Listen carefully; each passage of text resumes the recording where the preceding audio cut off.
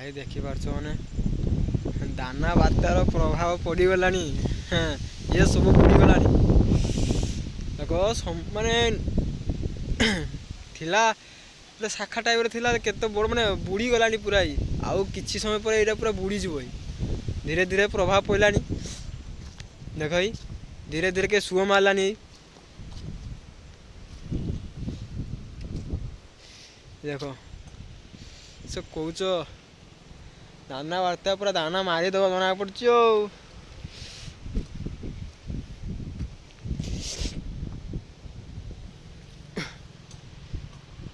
ବିଶାଳ ନଈର ଏଇ ନଈଟା ବଙ୍ଗୋପସାଗରର ଗୋଟେ ସେ କୁହନ୍ତି ଶାଖା ଟାଇପ୍ର ବଙ୍ଗୋପସାଗରର ନାଗିକି ରହିଛି। ତାର ପ୍ରଭାବ ପୁରା କୁପ୍ରଭାବ ପଡ଼ି ଚାଲିଛି।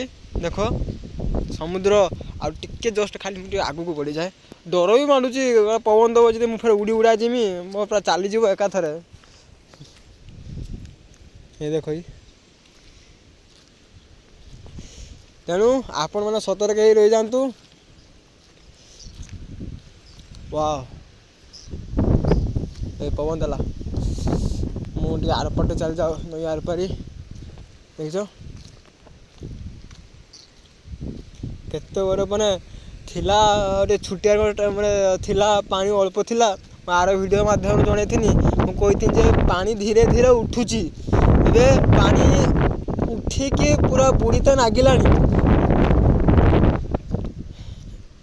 ଆଜି ଏତିକି ହେଇଯାଇଛି ତ ଚିନ୍ତା କରିଥାଉ କାଲି ଆସନ୍ତା କାଲି ପର୍ଯ୍ୟନ୍ତ ଇଏ ବାଲେଶ୍ୱର ଜିଲ୍ଲା ଭିତରେ ଆସୁଛି ଏ ଗାଁଟା। ମୁଁ କିଛି ଜଣଙ୍କୁ ପଚାରିଥିଲି ଏ ଜିଲ୍ଲାଟା ବାଲେଶ୍ୱର ଜିଲ୍ଲା ଭିତରେଟା ଆସୁଛି। ତାହେଲେ ଚିନ୍ତା କଥା ବାଲେଶ୍ୱର ଜିଲ୍ଲାରେ ରେଡ଼ ୱାର୍ଣ୍ଣିଂରେ ଅଛି। ତାହେଲେ ଆଜି ଭିତରେ ଏ ନଈର ଏତିକି ପ୍ରଭାବ ପଡ଼ିସାରିଲାଣି ମାନେ କାଲି ଦିନ ଆଉ ଆଜି ରାତି ବି ଅଛି। ଚିନ୍ତା କରୁଛ ତାହେଲେ କିସ ହବ ଦେଖିପାରୁଛ।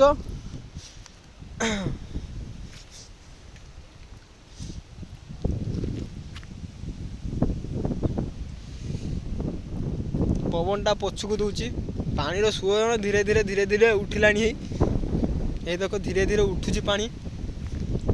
ଘରକୁ ପଳେଇଯିବି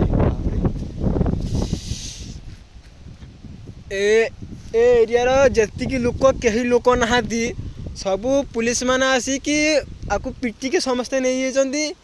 ମୁଁ ଖାଲି କହିକି ଆସିଛି ମୋ ଘର ସେପଟେ ମୁଁ ଖାଲି ଯାଉଛି ମୁଁ ସେଇ ଦୃଶ୍ୟ କହିକି ମୁଁ ପଳେଇ ଆସିଛି ଖାଲି ଭିଡ଼ିଓ କରିବା ପାଇଁ ପଳେଇ ଆସିଛି। ତାପରେ ଭିଡ଼ିଓ କରିସାରିଲା ପରେ ମୁଁ ପଳେଇ ଯିମି। ଦେଖିଲ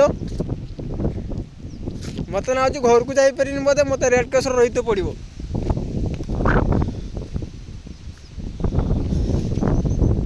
ପବନ ଧୀରେ ଧୀରେ ଦେଲାଣି।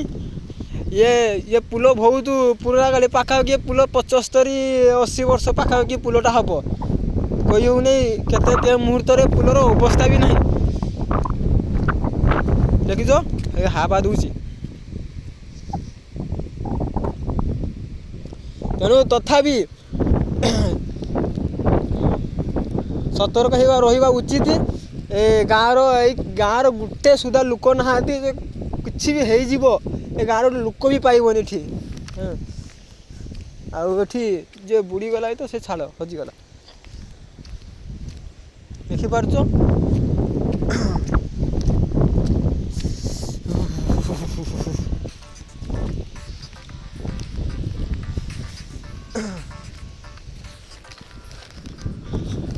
ହଉ ସତର୍କ ରହିଥାଉ ମୁଁ ଆପଣଙ୍କୁ ଅନୁରୋଧ କରୁଛି। କାରଣ ମୁଁ ଜାଣିପାରୁଛୁ ଯେ ଏଇ ନଈଟା କେତେ କମ୍ ପାଣି ଥିଲା। ମୁଁ ଆଇଲା ପରେ କିଛି ସମୟ ଦେଖିଲି ଭିଡ଼ିଓରେ କରିକି ମୁଁ ଆପଣଙ୍କୁ ପଠେଇଥିଲି। ଫେରେ କିଛି ସମୟ ଭିତରେ ମୁଁ ଆସିକି ପହଞ୍ଚିଲି। ମୁଁ ଫେରେ ଦେଖିଲି ଯେ ପାଣି ଧୀରେ ଧୀରେ ମାଡ଼ି ଆସିଲାଣି। ଫେରେ ଆଜି ରାତି ଏବଂ କାଲି ଦିନ ବି ରହିଛି। ତାହେଲେ ଚିନ୍ତା କରିଥାଅ ଏ ପୁରା ବୁଡ଼ିଯିବ। ଗାଁ ଲୋକ କହୁଛନ୍ତି ଯେ 1999 ମସିହାରେ ଯେଉଁ ବନ୍ୟା ହେଇଥିଲା ଏଟା ପୁରା ବୁଡ଼ିକି ଏ ଗାଁ ଗୋଟା ସାରା ସବୁ ପୁରା ବୁଡ଼ି ଯାଇଥିଲା। ତେଣୁ ତାହାରି ପ୍ରଭାବ ଡରରେ ଏମାନେ ସବୁ ପଳେଇ ଯାଇଛନ୍ତି। ମୋତେ ବି ଛାଡ଼ୁନଥିଲେ ମୁଁ ବହୁତ କଷ୍ଟରେ ଆସିଛି। ତେଣୁ ଆପଣମାନେ ଚିନ୍ତା କରିଥାଅ ଦେଖିକି ରହିଥାଅ। ପବନ ବି ଦେବାର ବହୁତ ଆଶଙ୍କା ଅଛି ବହୁତ ଜୋରସେ ବାଲେଶ୍ୱର ରେଡ୍ ୱାର୍ଣ୍ଣିଂରେ ଅଛି। ତେଣୁ ଆପଣମାନେ ସତର୍କ ହେଇ ରହିଯାଆନ୍ତୁ। ସରକାର ବି ବହୁତ ଚେଷ୍ଟା କରୁଛନ୍ତି ଆକୁ ସମାଧାନ କରିବା ପାଇଁ। ସମାଧାନ କ'ଣ ଆଉ ପବନ ମେଘ ତାଙ୍କ ହାତରେ ନାହିଁ, ତଥାପି ସେମାନେ ଚେଷ୍ଟା କରୁଛନ୍ତି ସଲ୍ୟୁସନ୍। ଠିକ୍ ଅଛି, ଏବେ ମୁଁ ରଖୁଛି।